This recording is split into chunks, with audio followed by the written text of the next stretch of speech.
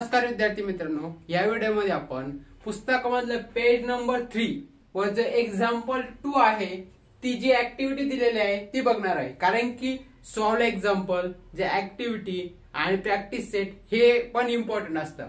Practice set तर आहे, problem set पण इम्पॉर्टंट आहे, पण जे सॉल्व एक्झाम्पल आहे ना त्या ऍक्टिव्हिटी त्या पण इम्पॉर्टंट आहे, त्या पण परीक्षेला येऊ शकतात। म्हणून पेज नंबर 3 वर दिलेली जी ऍक्टिव्हिटी आहे ती बघूया आपण। चला, इथं काय आहे, एलिमिनेशन मेथडने आपल्याला सॉल्व करायची आहे।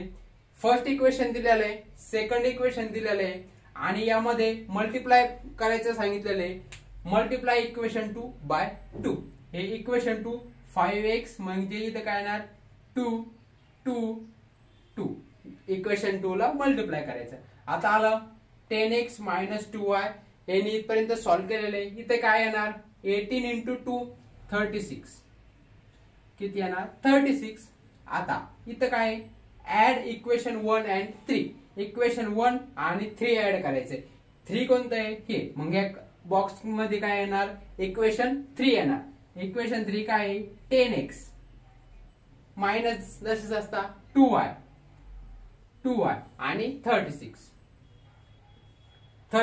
इथपर्यंत आलं एक लक्षात इथपर्यंत। आता हे काय येणार, हे कटला, इथे किती आला 13x आणि बघा 65, मग हे x किती येणार, x किती येणार आपला 5। आता इथे दिलेलं आहे पुट x 5, म्हणजे तुम्हाला समजून गेलं पाहिजे। आता पुट x = 5 इन इक्वेशन 1, हे जे इक्वेशन 1 आहे त्याच्यामध्ये टाकायचा, मग इथे किती येणार x जागी 5 हा ह्याच्यामध्ये इथं। आता जर कधी हे +2y हे तसंच तसं आहे, म्हणजे इथं काय येणार 5 × 3 किती येणार 15 + 2y = आता इथं बघ 2y इथं तसंच तसं आहे 29, मग हा बॉक्स इकडे गेलेला आहे म्हणजे इथे किती येणार 15।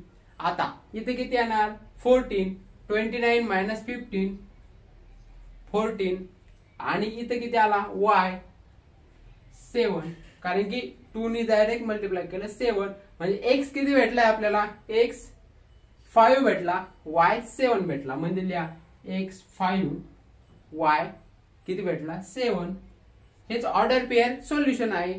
हेच अशाच ऍक्टिव्हिटी सगळ्या पुस्तकातल्या सॉल्व करायच्या, त्या पण इम्पॉर्टंट असतात।